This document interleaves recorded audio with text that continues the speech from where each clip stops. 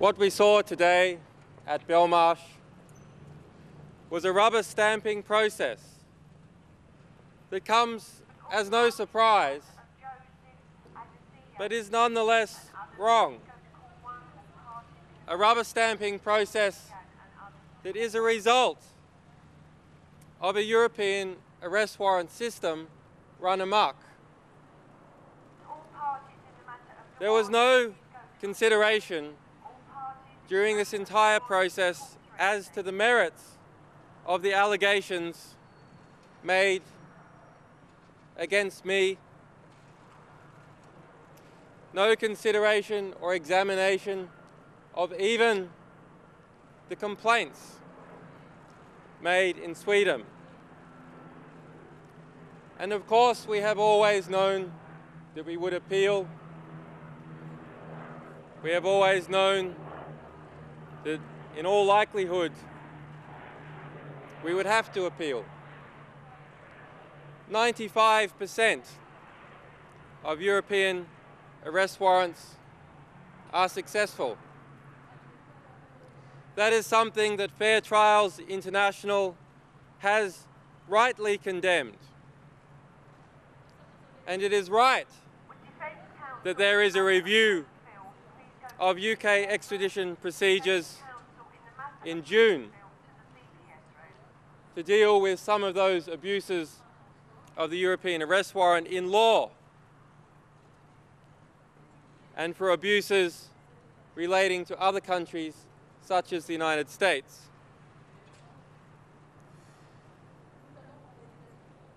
On February 20, the US ambassador to the UK, Lewis Sussman, told the BBC's Andrew Marr that the United States, in relation to its ongoing investigations and attempts to charge me with espionage, that it would have to see what happened here today with the British courts. Why is that? What does the United States have to do with the Swedish extradition process? Now, it has been falsely stated that I have said that the CIA or the Pentagon was involved in the initial allegations. I have never stated that. I have never stated who or what was behind those initial allegations, other than to say that they are simply untrue. However, the process and the handling of those allegations in Sweden,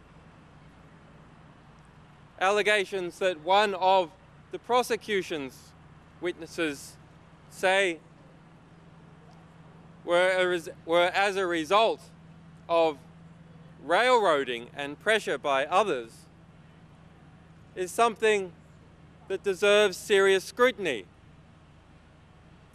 Why is it that I am subject, a non-profit free speech activist, to a $360,000 bail? Why is it that I am kept under electronic house arrest when I have not even been charged in any country, when I have never been a fugitive? A finding that was made by Justice Ousley in the High Court. The scrutiny of the European arrest warrant system needs to start now. It cannot be the case that simply filling out 2 pages with someone's name and a suspicion, not a charge, can lead to their extradition without any consideration of the allegations against them to any one of 26 European nations. 3 people a day are being extradited from the United Kingdom to the rest of Europe in a rubber-stamped process. The magistrate here today felt that he was constrained to not even consider anything that was not on those 2 pages. His finding was that he did not need to look off the face of the warrant to consider any matters that were not part of those 2 pages, where there is literally a box to be ticked. We need a system in Europe where the justice systems of our 26 nation countries can be scrutinised by every country. And the best way to have that scrutiny is when one person is extradited to another country. The standards of fair trial, the abuses of trial procedures, whether there are juries or not, whether juries are politically appointed or not, that is something that deserves consideration. The basic facts and allegations against an individual deserve consideration. To take someone from the United Kingdom, from their home language, from their supporters and their relatives, and thrust them into a foreign land where they do not speak the language, where documents are not provided to them in their own language, where they do not understand the legal system or legal process, is a very grave matter. And such matters deserve far more than a 2-page form filled out by a member of the bureaucracy. Because European nations cooperate with each other and are trying to form a better union, does not mean that they are all the same. It does not mean that police, prosecutors, or bureaucrats can use or should use the coercive power of another state to drag people off to an uncertain destiny. We have had cases here recently in the United Kingdom where people have been extradited after living here 10 years to face debts in Poland for mortgages, criminal indebtedness, a concept that is alien to our system of the common law. Similarly, it is alien to our system of justice and our system to what is right to send people to a trial that will be closed, conducted in secret, when those same government authorities have broken their own laws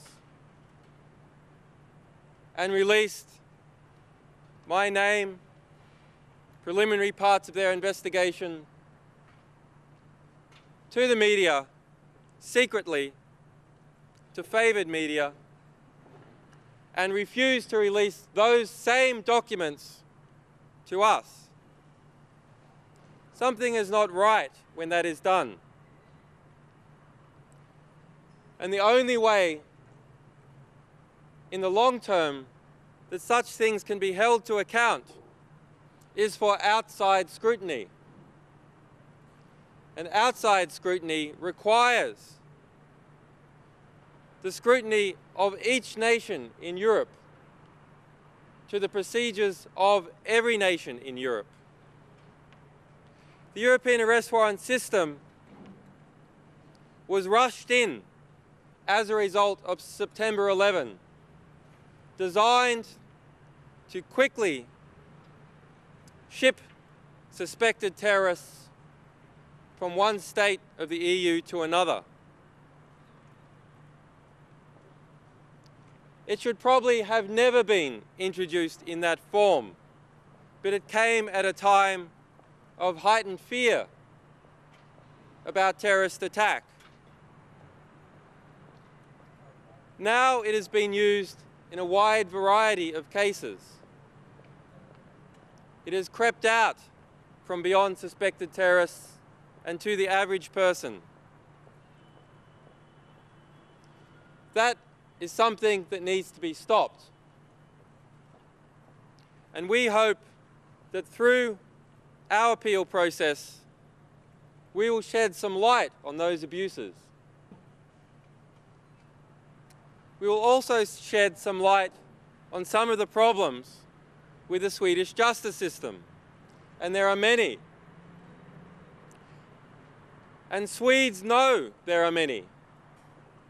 And many good Swedes who are aware of those problems and want to seek reform and want to use my case as a way of shedding light on similar abuses that are occurring within Sweden have come to us in private and sometimes in public. And I call on all those people in Sweden that have seen evidence of abusive process to step forward, to not be scared to talk to their local newspapers, to not be scared to talk to the international press, and to not be scared to talk to us. Come forward, talk about it. I call on the Swedish press, many of you who I have met, to be brave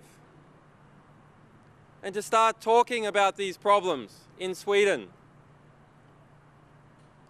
I call upon editors in Sweden to open up your editorial spaces. Let your bravest journalists speak. Let those people that have been victimized by these abuses of process speak. Because this case is more about me, this case is not just about me. It is not just about the pressure the United States brings to bear on the United Kingdom and on Sweden and on the media.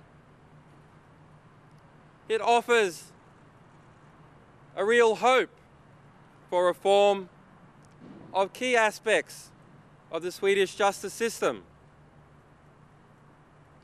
It offers a hope for reform of the EU arrest warrant system, that system of rubber stamp deportation. So I call on you to make this bigger than me. Take this case and bring it back home. Make it your own case and your own virtue. And in doing so, you will not only help yourselves and help each other,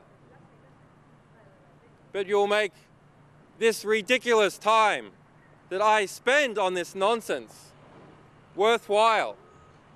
Thank you.